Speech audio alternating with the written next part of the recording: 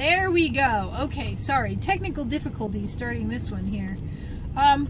So a Facebook friend of mine asked for us to talk a little bit about empty nest syndrome. Now she, I think it was her younger daughter just graduated from high school, and when Holly and I met, we both had, kids who were still in school, young kids who were still in school, and now that is not the case.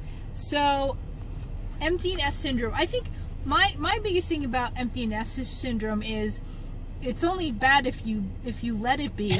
I think the biggest thing is if you have built your entire life around your children, then it's going to hurt more. You have to have a life and hobbies and interests of your own, just because that's good for you and it's good for your children as well, to see you doing different things and everything else. But embrace the emptiness, embrace the silence. My son actually moved to Denver in September, and that was tough, but I knew it's the best thing for him. So how did you feel when you finally had it? I don't know, have you ever actually had an empty house? Yeah, my house empties, it fills, it empties, it fills. Here is exactly how I feel. We're stopped again, so we can do it. Yeah, I have the dance of joy, because they're gone. I love my kids. I love my entire family. I am by nature a hermit. I've been going out to camp at least one day a week to work. My phone picks up randomly, not well, and so you can't plug in. I can't get the internet. I just take my computer, I sit on my front porch. That should be productive time. Oh, it is. It's just wonderful. I love the silence. I don't play music. I love it. So for someone who has a large family, I can love them as much if they are not under my roof.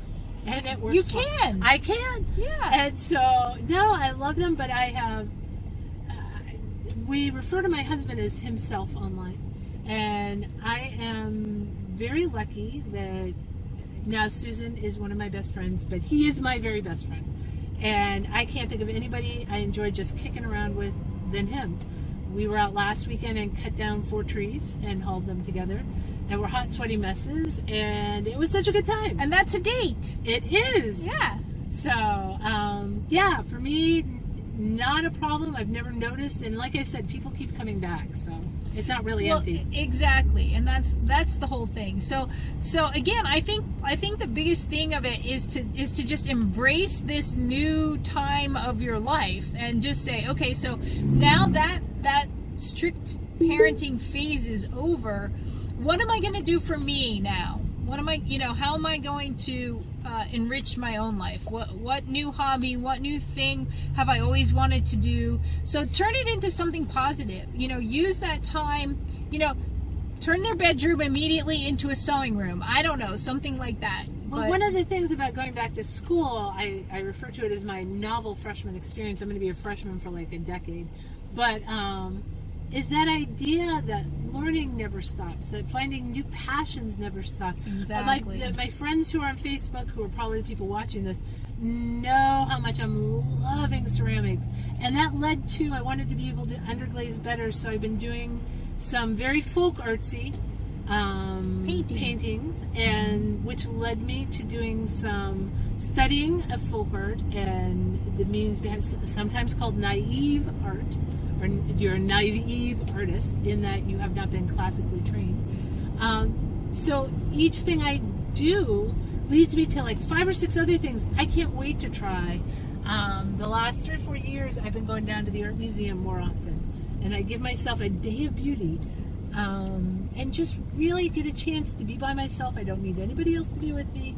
I go enjoy the art. I go enjoy our bayfront in areas. It just rocks. So it's just a day that I can just be by myself and absorb things. Most people, when they say a day of beauty, they mean like a day at the spa. Oh dear God, that's Holly pedicures means, are my. Holly means the museum. I was in Toledo. They have a magnificent art museum in Toledo, Nice. believe it or not. A really, really nice. I actually had the chance last year to go for the first time to the Metropolitan Museum of Art in New York City. Oh, that's a beautiful Oh one. my goodness. I very much enjoyed that. Very much enjoyed My that. kids have taken a lot of art classes and know far more than I know.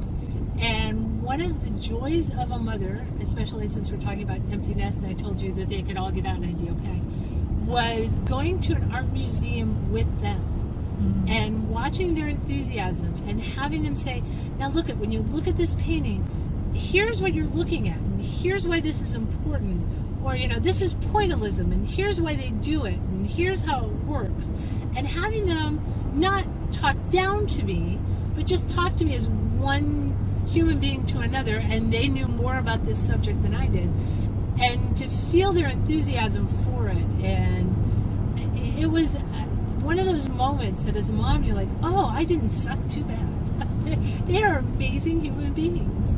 And so that was exactly. That's exactly it. When you and that's the other thing too.